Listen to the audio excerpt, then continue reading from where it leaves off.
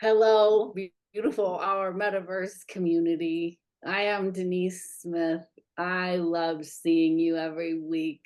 I am very grateful that you are here with me in this time and that we can come together in the intention of loving kindness to share our common humanity and to bring our whole selves to this moment. In that, I want to introduce that I kind of what I put this presentation together, took a long time. It's a pretty long one. It's on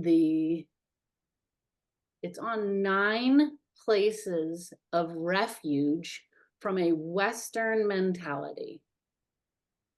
Refuge, I think, deserves to be defined a little bit, and we'll define it in our slideshow. I have quite a slideshow for us. Refuge is the place that we go or can go or set up for ourselves to go where we can feel safe, where we can feel held, where we can be ourselves, where we can cry, where whatever it is, a place of refuge. Now, I want to make it super, super clear. I'm here to share my experience and what seems to be useful for me and what seems to work for me, or what I've learned and what doesn't seem to work. And in that, I'm also an equal to everybody who is here in having feelings about what we're learning or having feelings about what life is presenting us right now.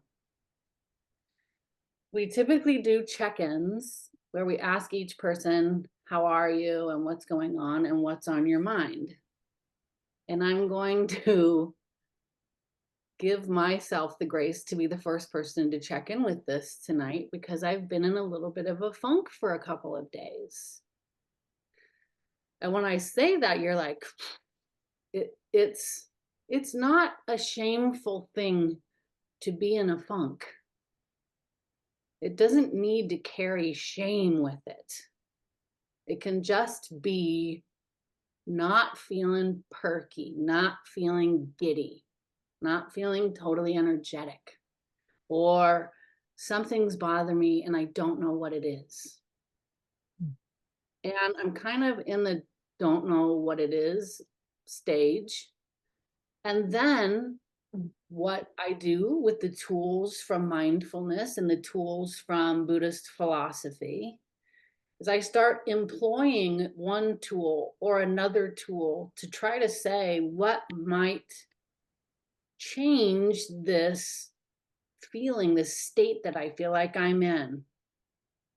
And so I've kind of sat with it to say, what do I need to know? And what is something trying to teach me? The one thing that I have learned from all of these lessons in becoming a certified teacher and mindfulness meditation teacher and Buddhist meditation teacher is to try not to push the feelings away until they become something that is harming me in some way. Then we can do what's called titrating. We can go towards them until it's too much. We can go towards something else for some respite. And then we can go towards them again to understand a little bit more and go towards something else for a little bit of respite. Respite. So titrating is a fantastic tool. And the more I put together this presentation tonight on these 9 Western ways to get mental refuge, it was so neat to go, oh, I could use that tool. Oh, I could use this tool. Oh, I could use that tool. And when I finished what seemed to be a pretty comprehensive introduction to Western refuges, that's when the funk hit.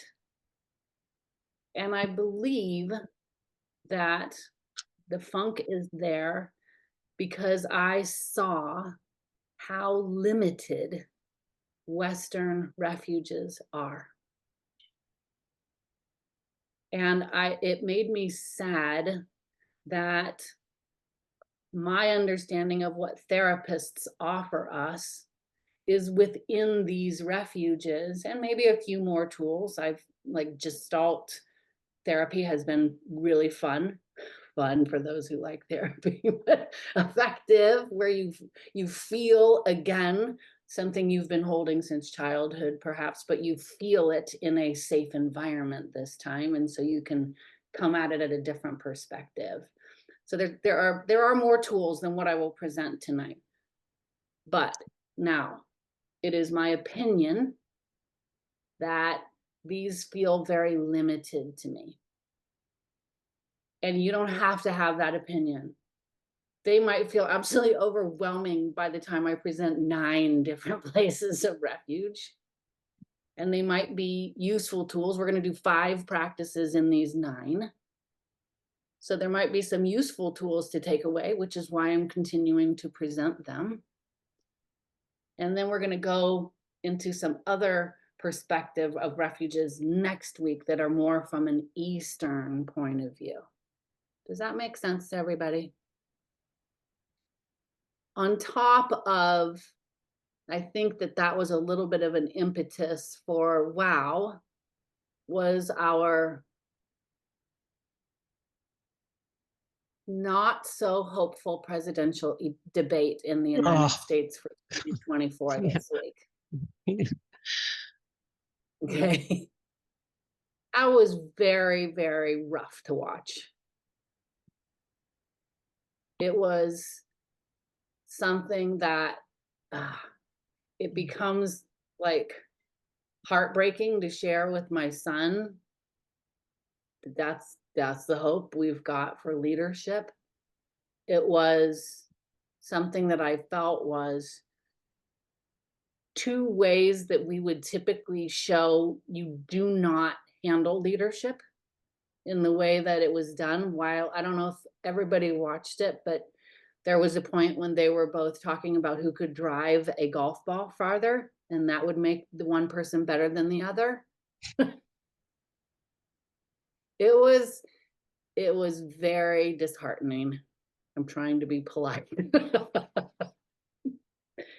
And it's like, for me, I started to think, I'm going to give you the thought process. Like, here's our political process. It's broken. It just, for me, I just went, it feels broken. On top of that, I kind of feel like our medical system is a little bit broken when I hear that my friends who are doctors get penalized if they don't see a patient every 15 minutes, which means they're not even allowed compassion when we know that compassion heals. And what does that do to the doctors? And then we want to not take care of them, but ask them to take care of us.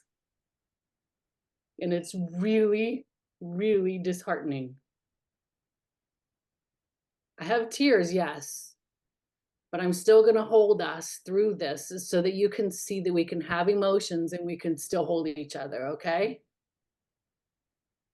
I'm disheartened in our education system.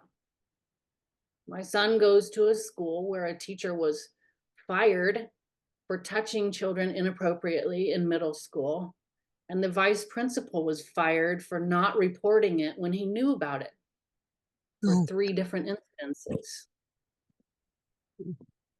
And you start saying, really, there was this time when businesses cared about creating loyalty through the service that they offered you. And you could choose where to go based on that wonderful service and care of the customer or the patient or the student or the anybody else.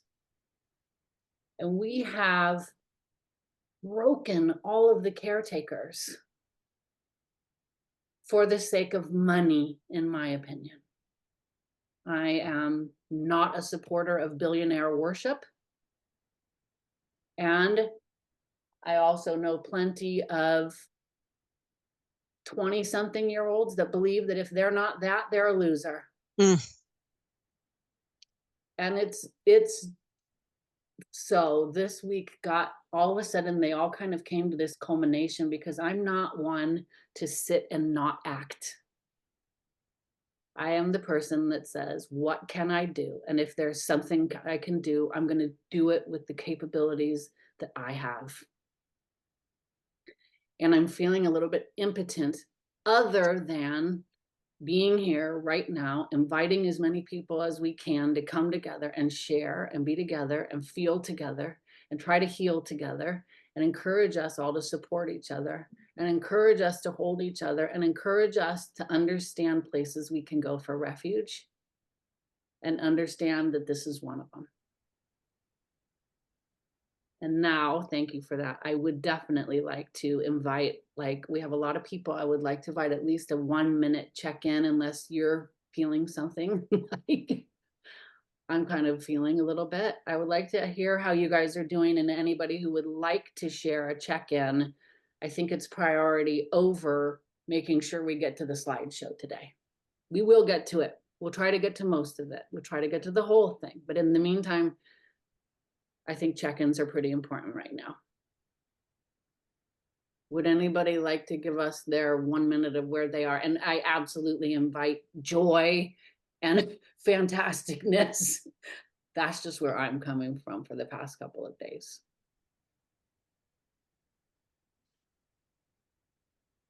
I'll share. Can you guys hear me? Yeah. Okay.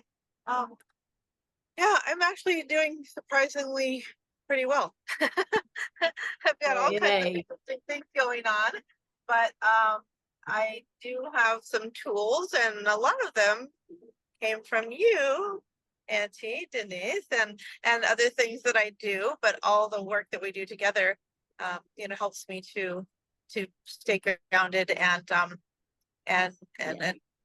reach down and up at the same time for stability, right? And for all of that. So even though there's been some different things going on in my life, I've been able to go through some of the emotions and then reground, and so I feel like I'm doing pretty good, and I feel like I've got kind of a handle on what's important. I mean, of course, there's all kinds of things that kind of throw me off my balance beam sometimes, but I feel like I'm able to correct that much more quickly now and get back on my little balance beam, kind of what I'm aiming for all the time. It's just to be balanced, right? Just to have that wonderful balance that we're all seeking, I think. So of course, I've always got more work to do, but right now I feel good. I feel there's a lot of things that you said that are definitely things that I've, kind of understood for a long time, but even more now, so I do like that there's a place of refuge, and a lot of people,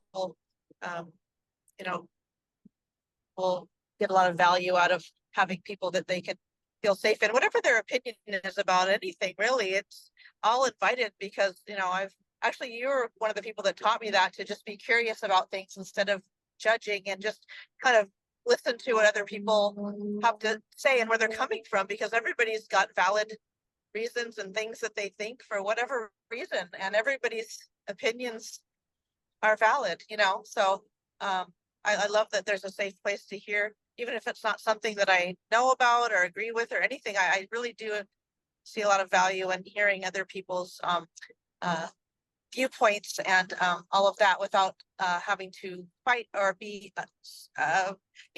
reactive in a way. So I really value that a lot, and I learn a lot from other people, just by hearing their thoughts. So anyway, I feel like I'm doing okay. I'm doing pretty good. So thank you for letting me yeah. Yay, thank you. Aga, welcome. We're just doing our check-ins right now, if you have your volume on at all. Would anybody else like to do a check-in, please?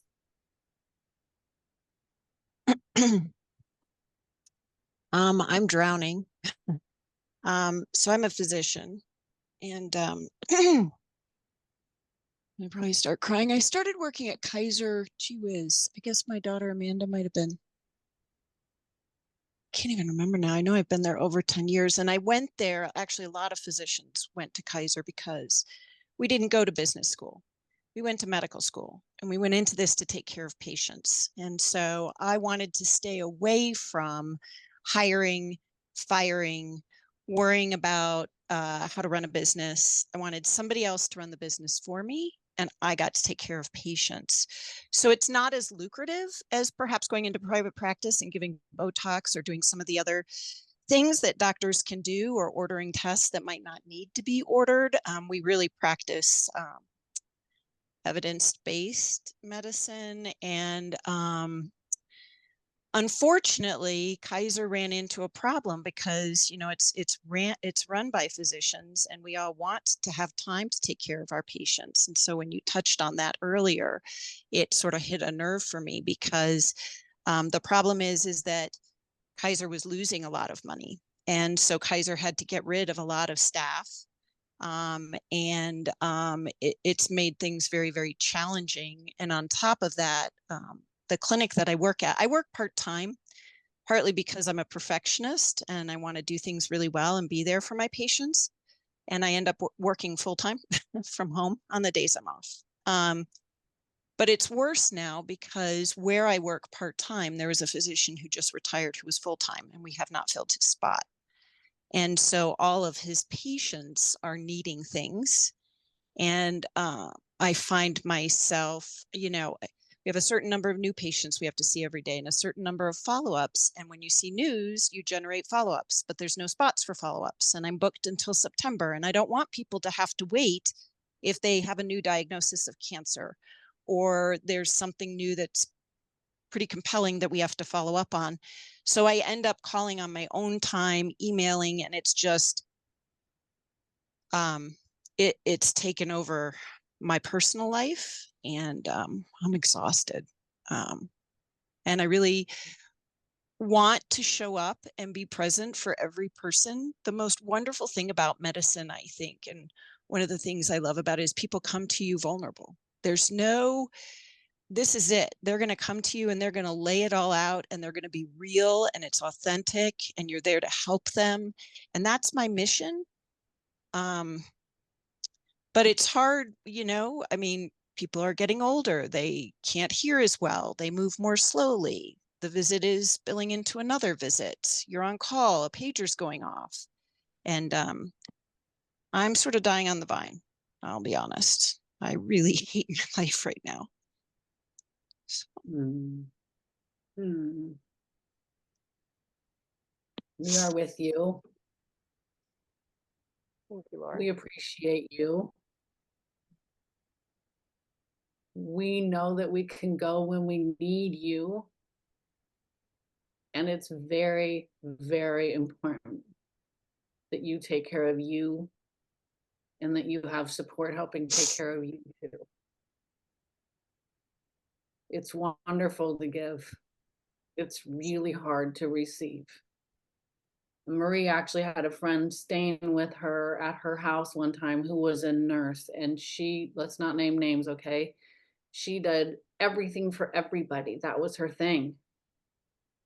And you could play that out like, this isn't going to go very far. It's just not possible. And I had to share with her the idea, which helped me, which was, when we allow other people to help us, we allow them to create good karma. And I'm hoping that that little nugget might be of help to you, because if there's a way that others can help, it's worth letting them do it, if you feel safe in that. Okay? We appreciate you being here. We appreciate you sharing very much. Thank you, Laura. Thanks, Laura. Would anybody else like to check in?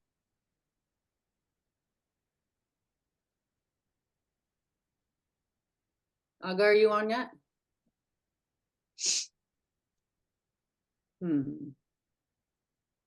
Nate? Like I said, she can't talk.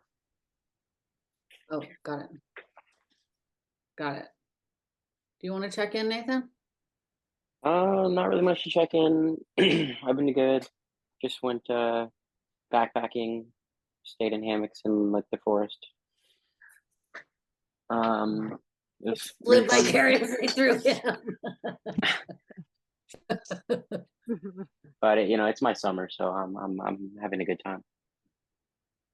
Good, good. Sandra, do you want to check in if you can? He says he's around a lot of people. Nathan or Lucas? Sorry. Yeah, I can check in. Been very busy with my life. Everything is positive though. I'm very happy. Yeah, I mean, yeah, it's been a lot going on with work and then social life, and then I've been doing putting a lot of effort into my podcast, my sports podcast, and fleshing it out a lot more. That's been really fun and interesting. Yeah, I met a guy today who he was giving us a lecture at work. We were doing like a training week, and he's a packet engineer, which is a position that's like would basically take me like 2 or 3 years to get to. And he looked really young. And after his lecture that he was giving us on stuff that he was teaching, me and my fellow coworkers who are all my age, I asked him, he looked really young. I was like, how old are you? And he says, I just turned 21. And Wow. that was a shock today. Yeah. But I changed my opinion on him a little bit because, I talked to him for a while, and, he has basically just been working as hard as he possibly could since he was like 16 years old to get to this point where, he was a 10th grader and his girlfriend just broke up with him because he works too much. And but he seemed, I don't know, like, I don't know. That was just something that I noticed. I met this guy who's super successful and, very, very young. He just turned 21 years old, but, he's got his priorities in other places. Just wanted to share that. Cool guy, Wow. though. I do like the guy. He seemed great. Awesome. Good stuff. We'll have to hear more about this sports podcast. When? It's been up for a while. I've been doing it for like 2 years. I think we're on like episode 33. Wow. I'll Great. share it with you later. I haven't like published it fully. I've just been putting a lot more effort into it, making video clips and stuff like that. I get it. Yeah. I get it. Well, that's cool. Awesome. Wendy, do you want to check in? Yeah, I'm doing good. I shared a couple weeks ago about some things going on with hospice, and we worked through it all. And I just wanted to give a little closure with that. I had my last meeting, and it was, it all went better than expected, and I just really appreciate the talk we had about the Buddha, oh my gosh, I had it in my head. What are the three? Buddha, what's the Dharma doctor? Sangha. Yeah. Dharma Sangha. Really use those a lot just to try to get through that. And I feel like good that I'm on the other side, and I'm told hospice I'm just going to take a couple months to like process and how I can do things differently next time, maybe, what I can set up differently. So thank you for listening, and I just wanted to wrap up and let you know that it turned out well. Yes. So just to let you know, we had a non-recorded class, and I think we can start putting these non-recorded classes in here too when we have subjects like, understanding a physician's point of view. I think would be an amazing non-recorded class where we can just share and learn and support and hold, right? Think different things that we're going through sometimes don't need to be recorded and announced to the whole world. It can just be special within us. And my husband was saying, you know, do you think that that one class, where we talked, the Buddha, the Dharma, and the Sangha are Buddhist refuges, which we're not going to be talking about tonight with the Western perspective. But we talked about those, and we will go back to those next week again so that we can record it and we can share those out to other people who might be able to have those tools useful to them. But very, very happy to hear that. And thank you for following up on that for us. Stace, Yeah. would you like to check in? She's having problems with her audio. See if it'll work. She's texting. Yeah. Who knows how to sing in the meantime? Hallelujah. All right. Oh. Am I There we still, go. am Stace, I off you're on. mute? There she is. She's on. Oh, Gotcha. oh, good. Sorry, I'm on a cell phone for the first time. No, thank you. I'm enjoying listening to you all. I just had a great weekend at a lake with a ton of people, and so I'm in happy light mode.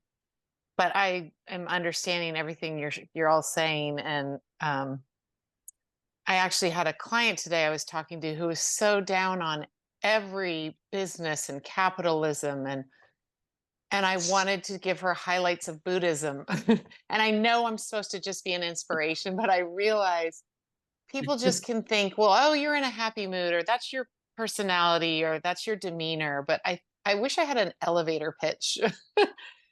Because like you said, a lot of people go to Western medicine therapists. And I was so intrigued by Karuna because he knows both. And I wonder, and I might contact him because knowing both and switching back and forth be really intriguing to see what helps and when. But Marie, I'm so happy for you.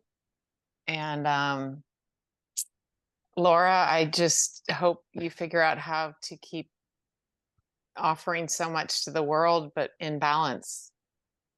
And thanks for continuing these, Denise. So I'll go off mute again. Thank you. Thank you. I'm going to just keep rolling with this. I'm going to share a slideshow. If you like lists, tonight is your night. This is going to be hard to see from a phone. So you're going to have to be like this major listener if you're on a phone. We'll have this on YouTube later on, and we'll be able to refer back to it later. You can just take away some of these ideas from tonight. The slideshow is 44 slides. I do not think we're going to get through all of those in the next, let's say 40 minutes or 50 minutes or what we've got. Our stop time is in about 45 minutes. We can check in at that point to see if we're really close to something or need to finish something or how we are. But I'm going to start with that and go from there. Okay. And again, I'm not here to convince anybody of any certain point of view. I'm here to share points of view that have helped me, or that I go, what, which is a little bit tonight. And we'll talk about that tonight and tomorrow. Please, absolutely always say, that works for me. That one doesn't work for me. And when it doesn't work for you, reject it. Okay? If something works for you, may it be a tool that helps. If it doesn't work for you, reject it. We'll find some other tools. We're going to get lots and lots of tools between this week and next week. And if it goes into a third, so be it. Okay? So I'm going to share a screen kind of in a non-conventional, my mom's computer way. I don't know it entirely. Can you see this? Yeah. Can you see what looks like a slideshow presentation? Hopefully. There we go. Can you see that? There you go. Let's say 9 Western refuges. Maybe I need to, oh, I don't have my mouse. All right, I'm gonna do this with my buttons on my keyboard. All right, first let's set an intention for being here, but don't act on that yet. I'm going to explain why intention is so incredibly important to me. Okay? Intention provides a clear sense of direction and focus. I'm coming into this. What is my direction and focus for coming into this? You don't have to answer that yet. We're going to go through all these and then we'll set an intention together. Intention increases our motivation. If I save up for that house, I will eventually get to live in a house that I own and I can paint those walls polka dot. Whatever it is, right? It boosts, it puts energy behind what you're doing when you're clear about why are you doing it. Intention enhances mindfulness, encouraging us to be more present. Present is a good thing. Encourages us to be more present. It creates a strong sense of purpose. I'm here for this reason that I created for me, for what I need. It's not somebody else's purpose, it's yours. It helps us align our actions with our deeper values. It helps us be better equipped to handle challenges and setbacks. And it is the home of karma. The exact same action. I'm going to say that we use the action of pulling a child by the arm. That exact same action. I wanted to save his life because a car was just about to hit him. Had good intention behind it. I didn't like what he was doing. I needed to teach him a lesson, so I harmed him. Did not have good intention behind it. Same action, different intention. The intention is what carries the karma. So for those reasons, let's just take a second right now and create the intention for why we are here from our own side. Why are you here tonight? Just take a quick breath and just think about that for a second.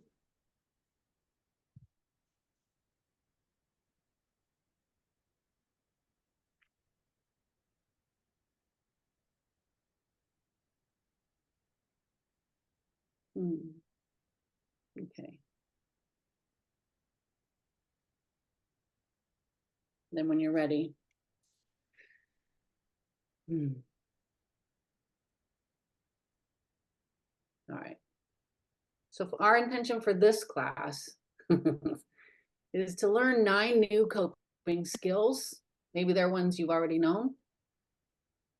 To share kindly with each other from our experience.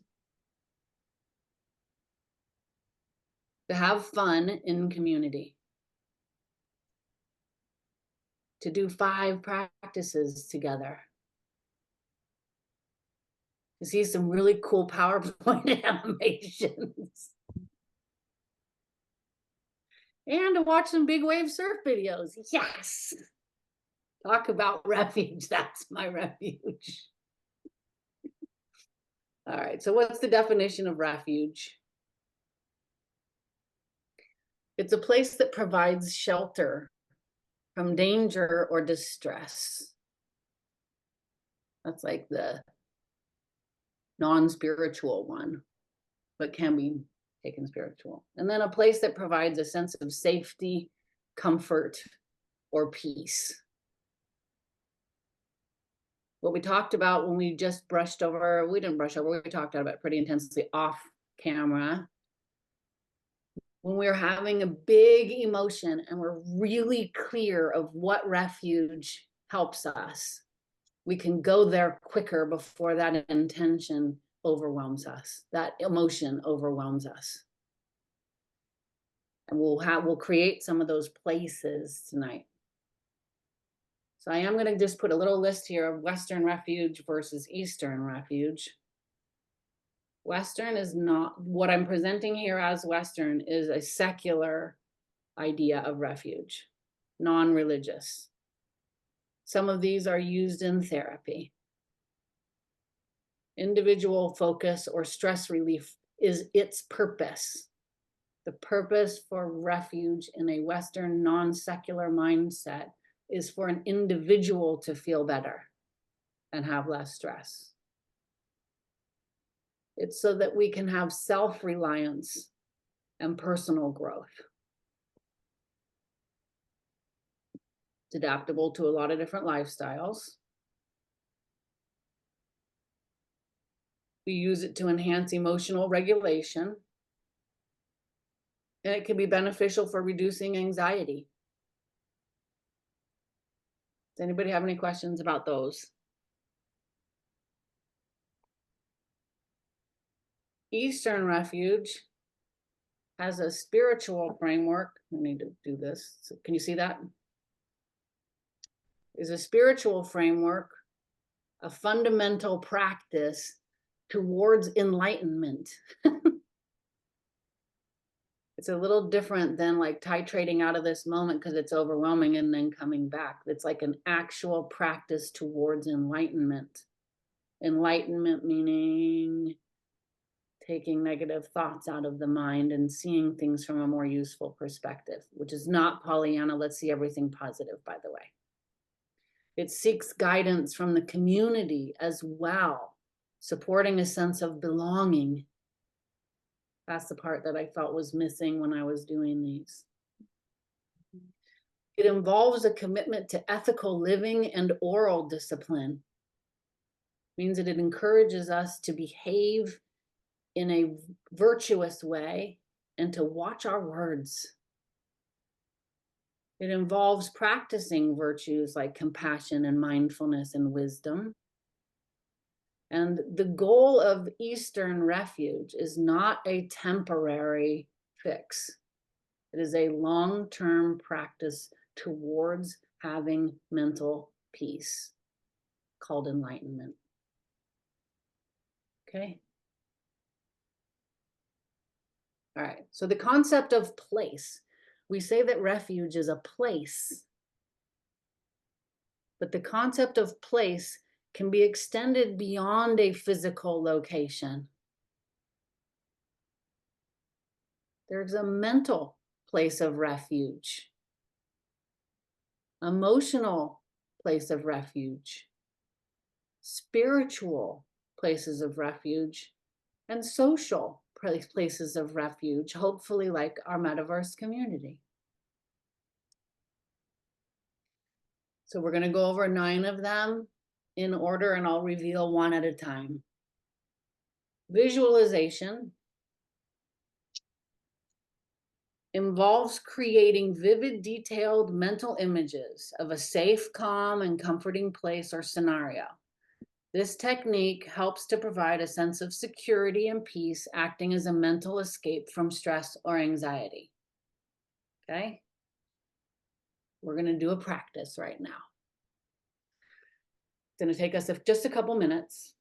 Get yourself a little bit comfortable. If you'd like to close your eyes, feel free to. Take a nice deep breath and kind of make space. And imagine that you're super stressed out. Might not need to imagine.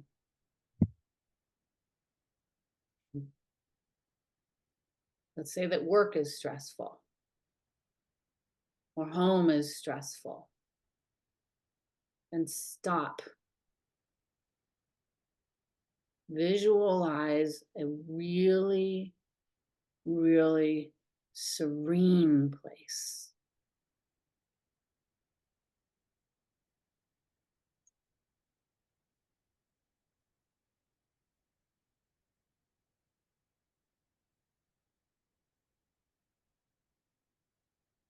Imagine yourself in that serene place.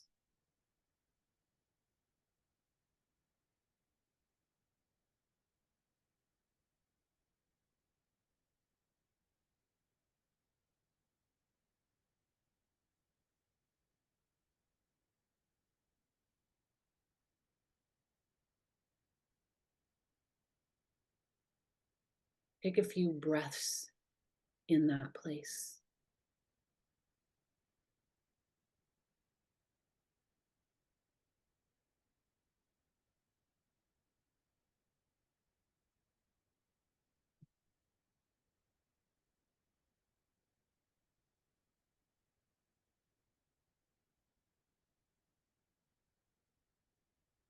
And then when you're ready, just come back together with us.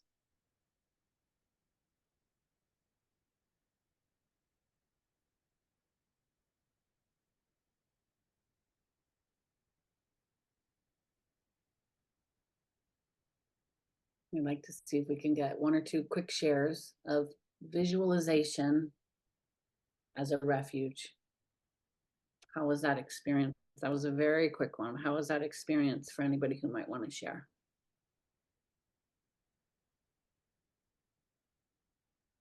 I'll share, niece. Okay. So I went to a lake house and it was really nice. But what I kept thinking about was it's like temporary. I'm there right now, but when I go, as soon as I'm out of it, I'm back in the stress. So that's what is kind of my big question a lot of times for meditation or these things is like, when the situation is perfect, it's really easy to be calm. So how do we do this? Like I always say, I need to practice meditation in like New York City, not in my backyard at 5 in the morning when there's no sounds and all you can hear is birds and see the sun beautifully coming in. You see what I'm saying? So Yes. that's where I was. Like it was helpful for the moment, but Right. you're right back at it for me. In working with Karuna, he used to always say, it's really hard to learn patience more than what we know or practice meditation in a hot tub with a cocktail. Yeah. Like we're already there. We're already Right. like, That's what I mean. what Yeah. happens when we're not? Yeah. Yeah. Thank you. I'm going to go back to sharing because we got a few things coming up. Thanks, Wen. Oh.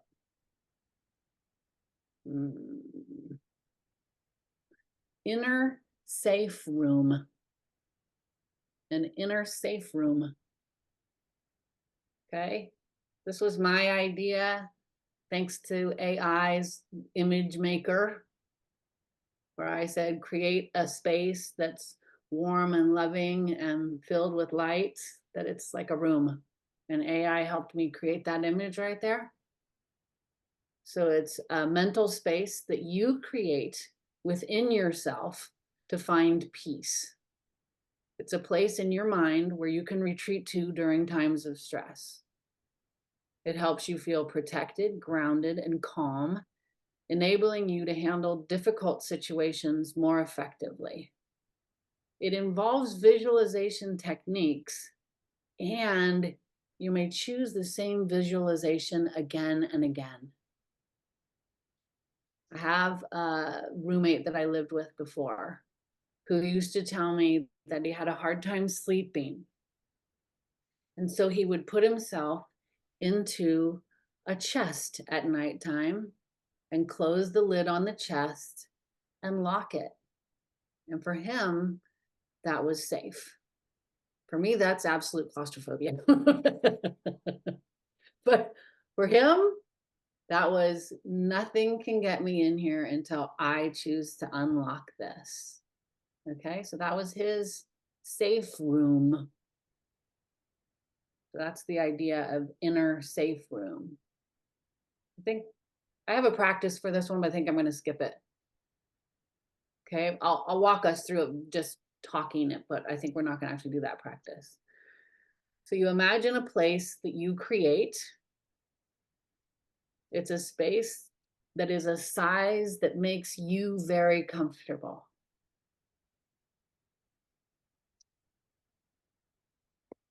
You can kind of walk through this. You get to create the setting in that room. Is it sunrise? Is it dark? right?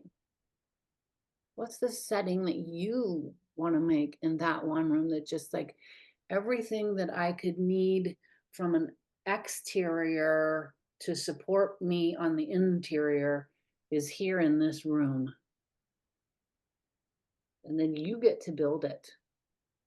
You get to add the decorations in there and the furniture in there, or the lack of those things. We live in a small house. For me, it's like take things out of the room because it feels like we have too much. Put everything you like into that space or keep it as simple as you wish. Add who you might like to be in that room with you. Bring in the Buddha if you want. Bring in your higher power. Bring in whoever you want in that room with you if you want somebody in that room with you.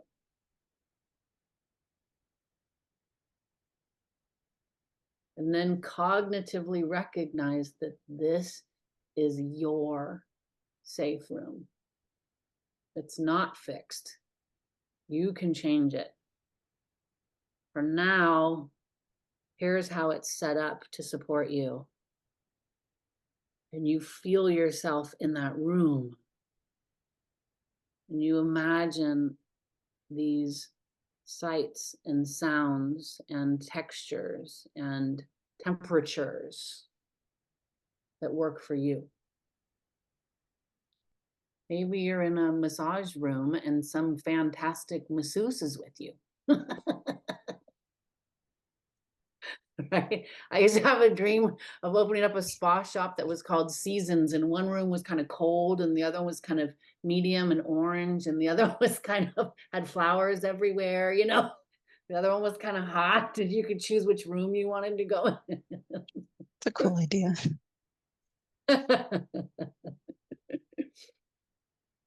And then you put yourself in that room and take a few breaths, and you can tell yourself, I have support with me. This is my safe place, and spend some time in that room. If you want to do a full 20-30-minute meditation on just building that room and visualizing that room and seeing that room and feeling the safety of it, it's absolutely encouraged in the refuge called Inner Safe Room. Okay. These seem like tools that are usable so far? Potentially usable? Then we have guided imagery. And guided imagery involves a narrator, like me, walking through you, or the Calm app with the recorded voice that takes you on a journey, or the Insight meditation app, or any other somebody else guiding you through something that you wouldn't have typically just naturally brought to mind. You get to pick the theme. You get to choose themes you want to hear for that day. You could, even in those apps, you guys, there are times you can say, I want a 5-minute meditation. I want a 15-minute meditation. And so far, I'm a pretty big fan of AI, because I asked AI recently to write a 12-sentence meditation in the tone of what the Dalai Lama would tell me, and create it around the subject of presence or something like that. And it wrote a beautiful meditation out. So I'm not totally against trying to, what they say is what is unfamiliar to us has the most potential to create fear and anxiety. So I am becoming familiar with AI so that I can understand the potentials of how we're going to be using it. Does anybody have any comments so far? Creative visualization. Now this one's going to be our fun journey that we get to take on a big wave. Okay. I have the pleasure of being good friends with big wave pro surfer Garrett McNamara and his wife Nicole, and spending some time with them listening to some podcasts, listening to their videos, and then speaking with them in person about the experience of doing something like this. So creative visualization involves using your imagination to create vivid mental images of your desired outcomes. Manifesting. By visualizing these positive scenarios, you enhance your focus and intention, fostering a positive mindset with a lot of fuel behind it with the intention, clarity with your focus, and potentially manifesting those desired outcomes in reality. So here's what Garrett says to several people when they interview him. He turned 35 years old. He knew that pro surfers weren't necessarily people that go beyond 35. He was going to have a hard time getting sponsors and being able to take care of his family that was growing. And so he opened up this t-shirt shop. And he would drive by his favorite wave every day on the way to the t-shirt shop. And he started getting depressed. So he sat there in his t-shirt shop, which is our left image here. And he dreamt up and creatively visualized what else he could be doing. Okay, that's the left-hand slide, is some surfer guy watching himself on a giant wave rather than sitting in a store of t-shirts. And he visualized this thinking, if I could just win a really big surf contest, I could get the purse money from that contest, which would help me continue surfing, and I could go from there. And he actually ended up winning a surf contest called, on the wave called the Jaws or Piahi wave in Maui, and got $70,000 for that, which took him out of the t-shirt shop. He closed the shop and he continued surfing. Now I'm going to share, oops, not that one. I'm going to share that wave with us in a video. Ready? Can you see my whole screen? Can you guys see a wave right there? Okay. So this is his Jaws wave, and we're going to hear more about this in a second.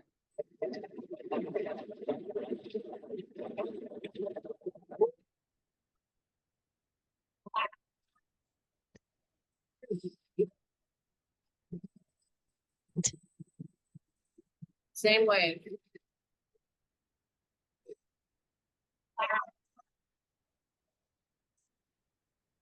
Okay. So he manifested that. He was like, t-shirt shop rest of life or something else. And he sat there and wrote it down, made a plan, figured out the money, how to do it, who his partner was, blah, blah, blah, blah. And he actually made that come to fruition. Now I'm going to share our slideshow back again. Because there's the one he manifested. And that's the world record one that he got like 20 years later. He got to surf for 20 more years. That's a 78-foot wave in Nazaré, Portugal. Okay. And just to give them a plug, now they have a series on HBO that's in its third series or third season called the 100-foot wave. And they are not selling t-shirts.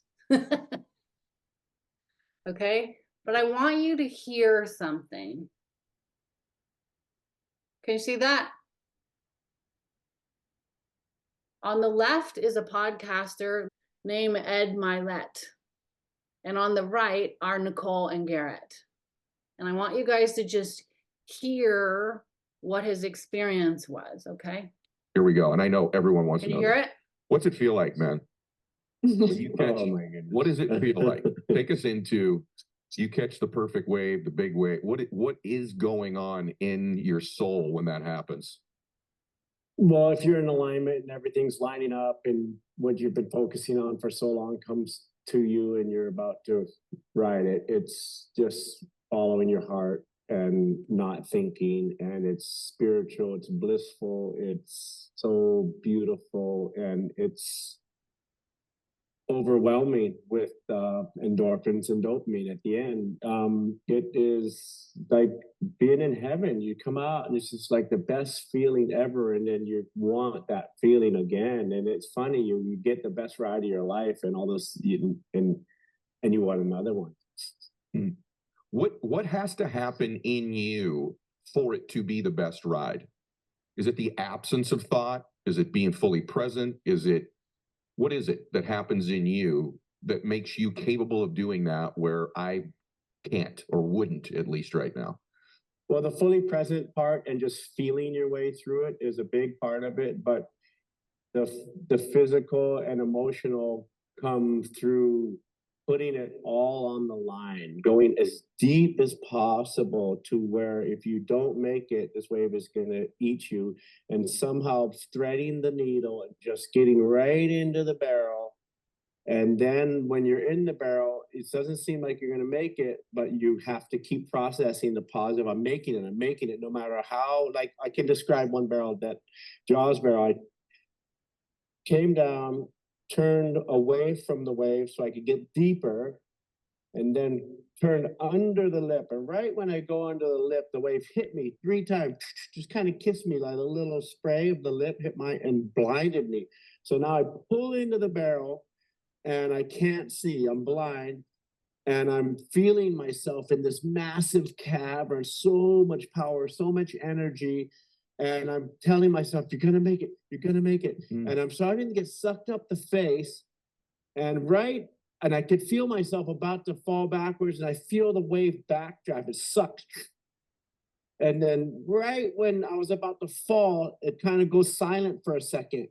So the backdraft stopped. And then this hurricane force wind comes from behind. It's called the spit. The wave turns into a compression chamber. First it pulls back, and then it explodes. And right when I was about to fall, the spit, the force of the wind, picked me up like a hurricane and threw me out in front of the wave. And I landed out, and then I look up, and I'm, oh my God, thank you, God. And but that was the most overwhelming, spiritual, beautiful moment of my surfing career.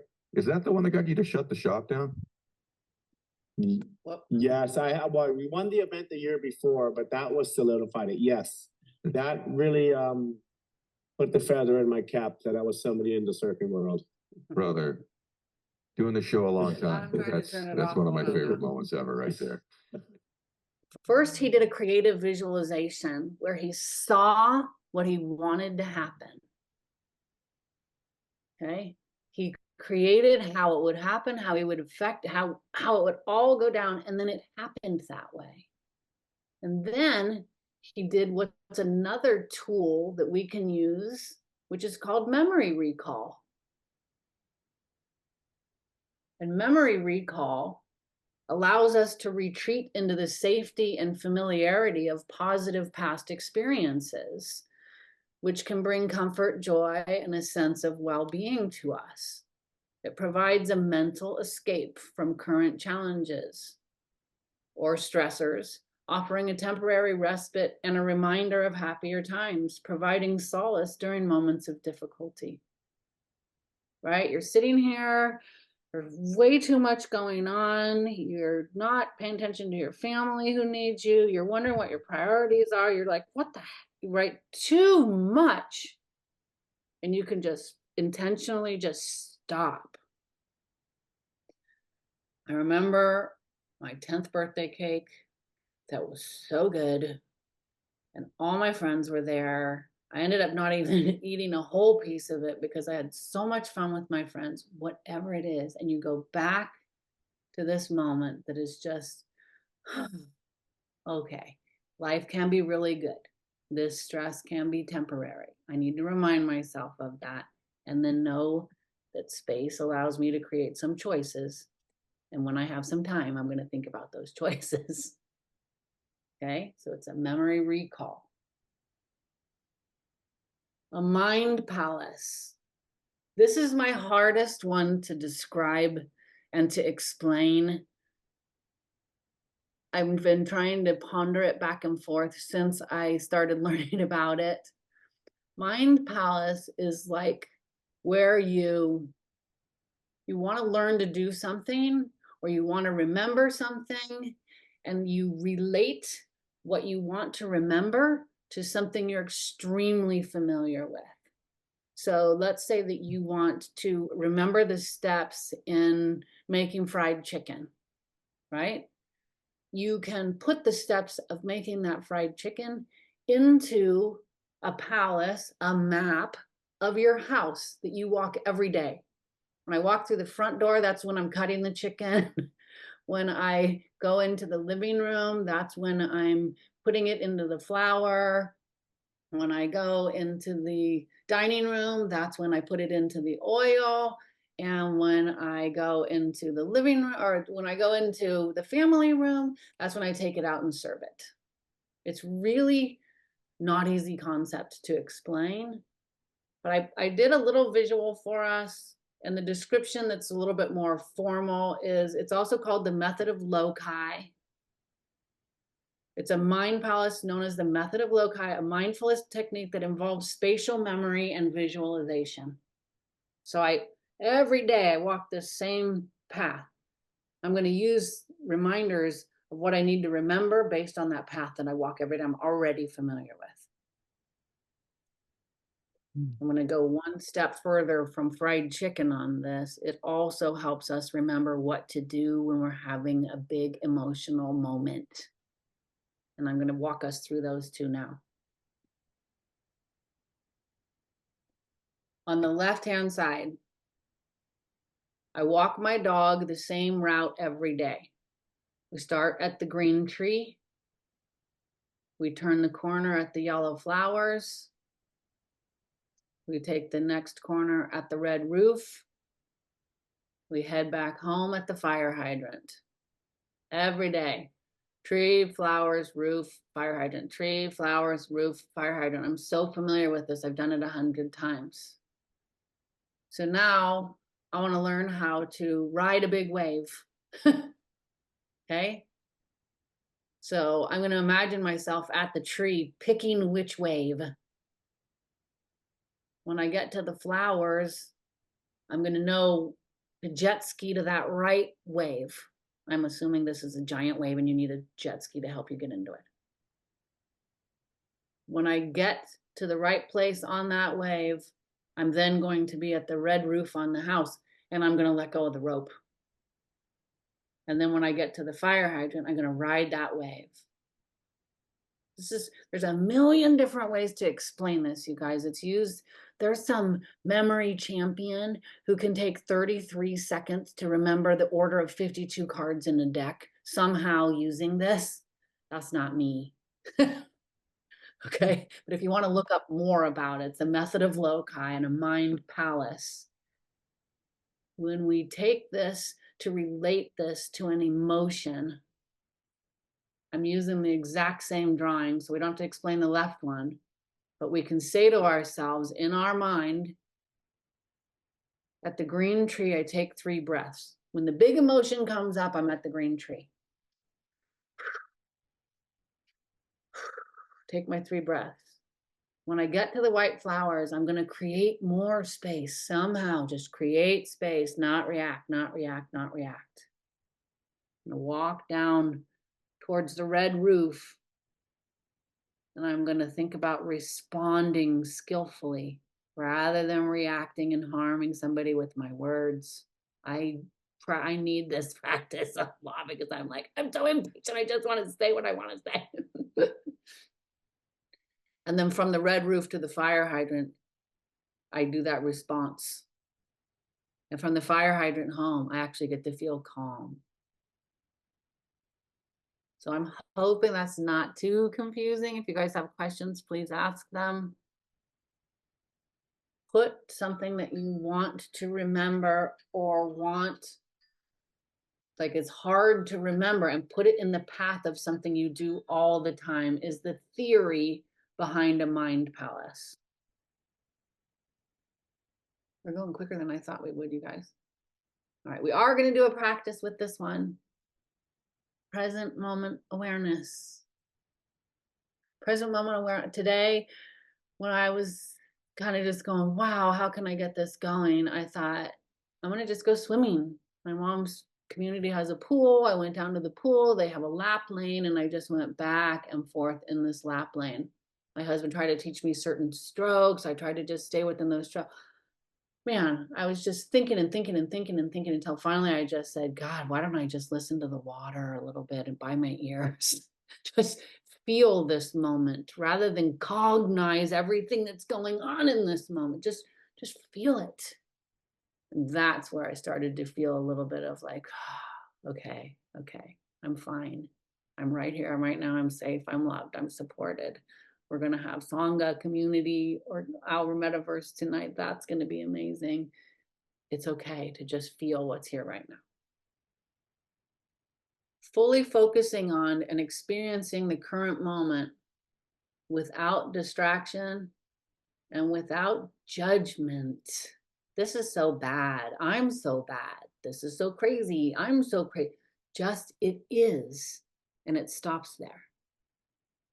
The wall's here. The desk is here. The light is here. Not the bright light, the crazy light, the weird light, just the light.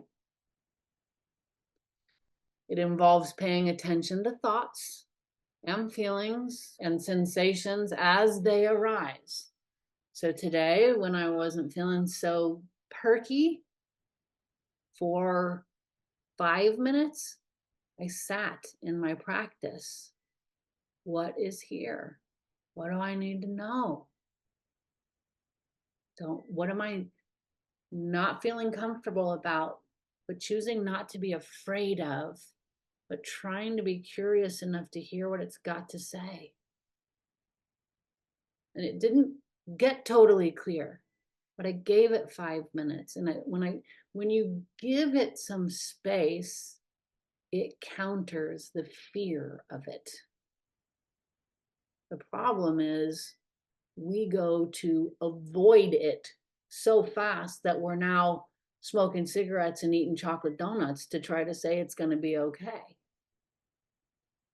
And to just start to be with those feelings in the present moment when they're not comfortable is a really amazing, profound practice. It can potentially lead to the greatest moment of your life. And I'm going to prove what I'm talking about in a second here. All right. Do one more practice. Stretch, twist, be like, whoa, this feels like a fire hydrant of information today. But she said I could take the ones I don't want and give them. So just as we can, make some nice, calm space for yourself with your breath, with your posture, with where you can be still for a little while. This is another few minutes. That's it.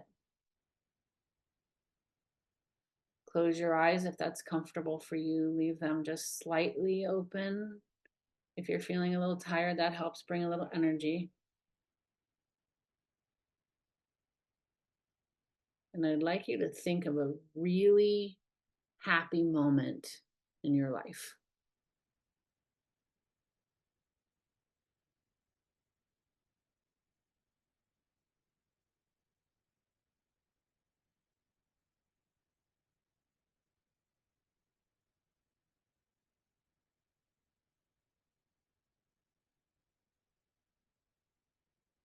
Be super curious about that moment. Remember the details of it.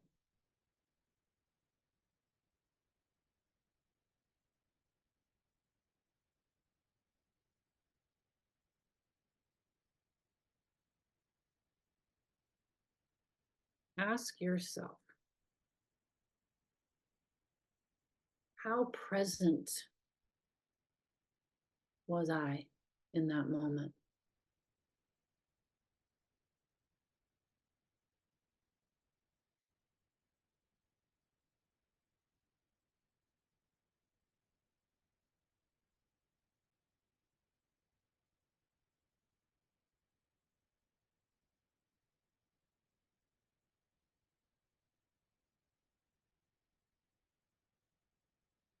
Were you distracted or thinking of something else in that moment?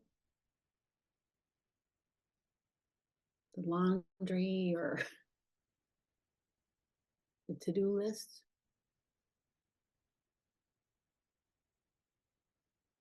In that really happy moment?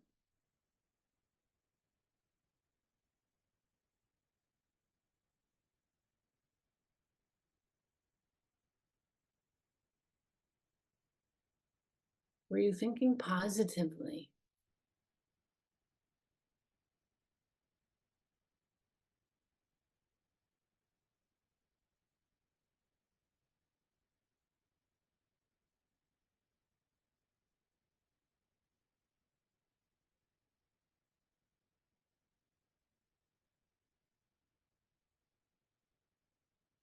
And could you describe it as almost spiritual?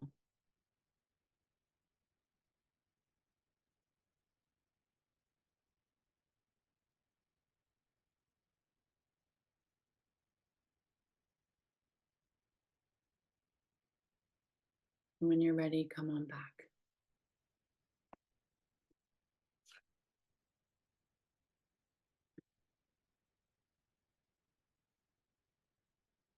Does anybody want to share your present moment awareness in that, or you're remembering your really happy moment, what it was like? Were you guys in that moment thinking of other things or thinking of that moment itself and just present in it? You want to share, Auntie? Sure, I'll share.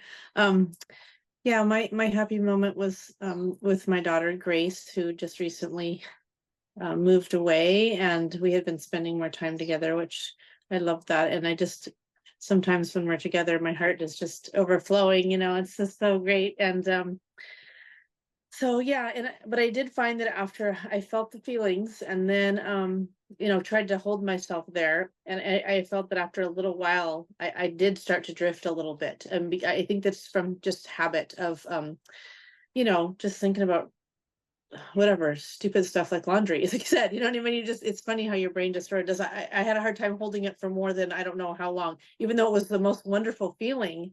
I couldn't hold it for a very super long time. You know what I mean? Like I couldn't hold it for a minute. I don't know why, and the feeling was very strong and intense and really good, but I wasn't able to, maybe if I practiced, I could hold it for longer, but I definitely would need to practice that to somehow. But I did find that I drifted a little bit after a bit. So yeah, that was my experience. It was good, it was really good to visit that again. But I would like to hold on to it a little longer, so maybe you could show me how to do that. When you recalled, it is just practice, repetition. And when you recalled the moment that you went back to, in that moment, were you distracted with other things? Or were you right there with Grace? No. I think in the moment I was very much with her. Like we were very together. Yeah, we were. I would say that we were very connected at that time. I wasn't very distracted by. So yeah, I would say I was right there with her. Yeah. That I hope as we think about going back to that moment, holding that moment is hard. That's normal. Yeah. But we're thinking about being in that moment is when we're asking ourselves, like, was I thinking of anything else, or was I just right there with all of it and not distracted? That's well, what's yeah. super connected. You use the word connected, and that's key. When we're super present, we feel that connection. Yeah. And I'm sure at times, because it's natural to think about other things, but I did feel very connected at that time. We were both really having a great experience together, so we felt really connected, and we were talking about all the things that we were doing in these cold plunge, and then this hot thing, and then the sauna, and then this cold, the scrubbing, and it was just really, it was really cool. It's so fun. I highly advise it. Good stuff. So glad you had that with her. Yeah. Yay. Thank you for sharing. Thank you. Okay. Now, I'm going to quote what Garrett told us about being in that wave. he was talking about being in alignment and not thinking. I think he meant alignment with nature. He was present and just feeling it. He had to put all on the line. And I'm going to tell you, that's what it feels like when you stay through a tough emotion in meditation. I'm either going to die in this wave of meditation right now, or I'm going to come out a little more enlightened. It like feels like a big wave when we sit through it. He had to keep processing the positive. I will make it. I will make it. This will happen. Great thing to do when we start feeling like, oh no, this bad feeling in meditation is sucking me back out. It's like, hang on a second, because eventually we will get the wave of our life. And I thought it was beautiful when he described the direction of the wave changing. He went into it, it sucked him in, it was pulling him backwards. He stayed positive, and what did nature do? Got him right out. I love that. I mean, I'm in the geekiest big wave surf fan on earth, but there's so much that I learned from all of these examples from these, and these people are humble. You're like, gee, look what you just did. Oh yeah, no, it's okay. Just means to, we're just trying to work to be better people every day. You're like, I love this. He described it as spiritual and blissful.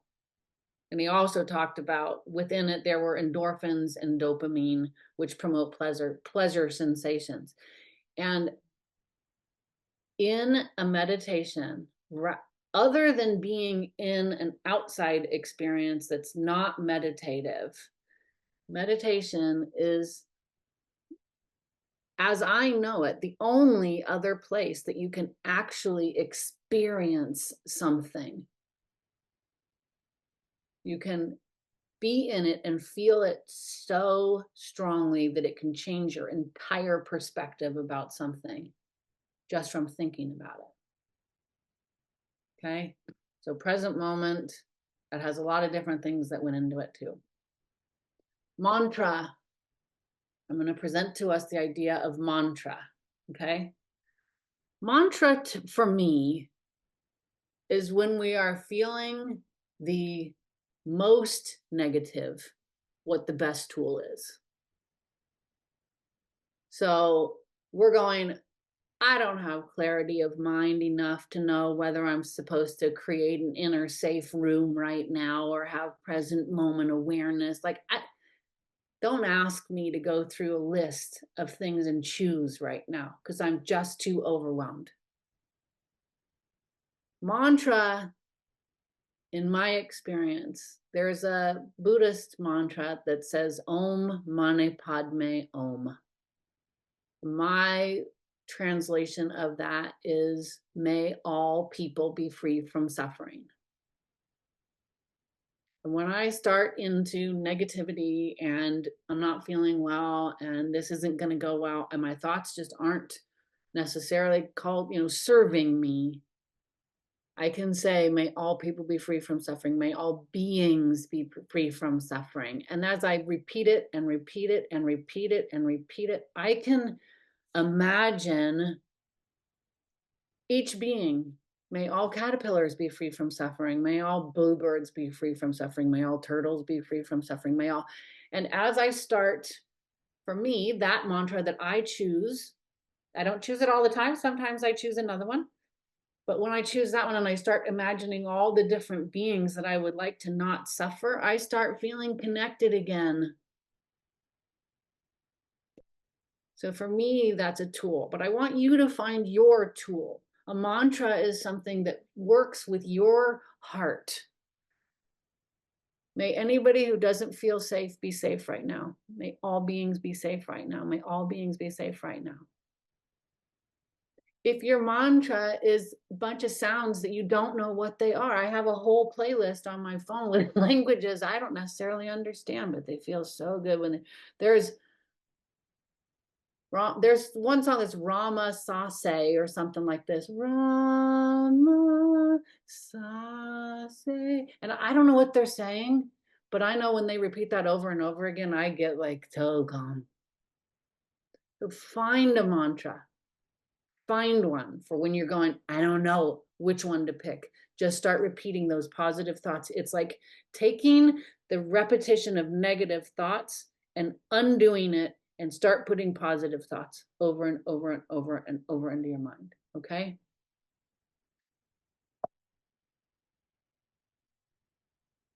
I already explained that. Here's the visual of it. You have a trigger, which is hearing somebody yell at somebody else. Negative thoughts begin in your mind. How awful, how mean. I can't believe they're doing that. How is that possible? How can people be like that? Now we're on this negative train and we find ourselves and we stop it. May all people be free from suffering, including the abusers. May they be free of suffering too. Okay? It's with super strength that you carry yourself through with mantra. And the 9th one is affirmations.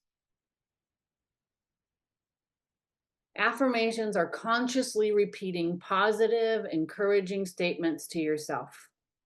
They are designed to challenge and overcome self-sabotaging and negative thoughts, helping to foster a positive mindset and promote emotional well-being. This is going to be our last practice for tonight. Okay, when you're ready, eyes open or closed. You can repeat after me. You can think in your own mind. You can do what works best for you. You can say that one doesn't work for me and not repeat it at all. Just as others deserve love, so do I. Just as others deserve love, so do I.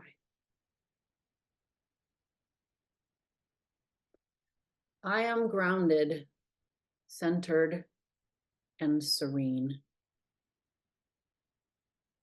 You can repeat it to yourself as many times as you want. I am grounded, centered, and serene.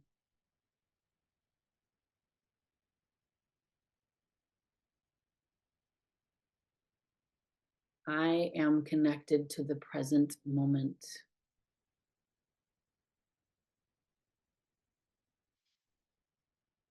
I am connected to the present moment.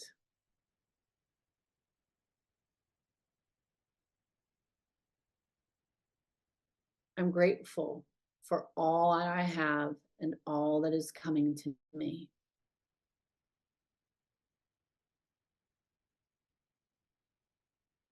I am grateful for all that I have and all that is coming to me.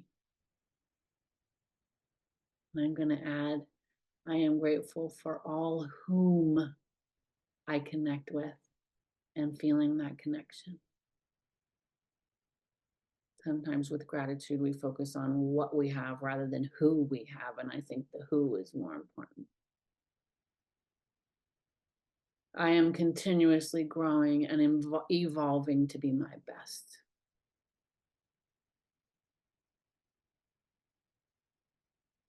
I am continuously growing and evolving to be my best.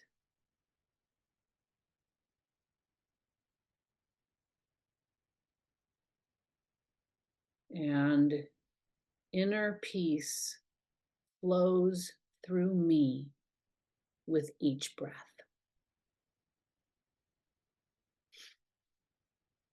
Take a big breath and try that one again.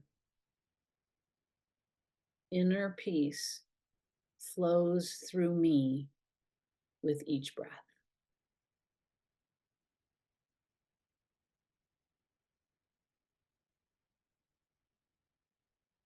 And then when you're ready, come back. So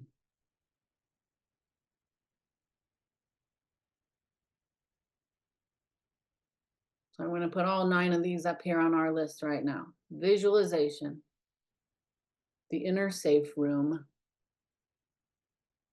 guided imagery, creative visualization. I'm hoping that these goofy little things that We put in here, remind you, oh wait, what do I imagine by seeing, imagining Garrett in the surf shop or whatever it was. The mind palace, memory recall, present moment awareness, mantra, and affirmations.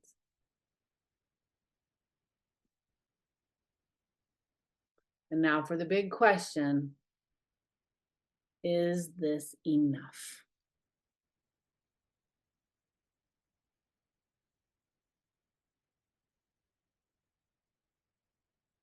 It could be.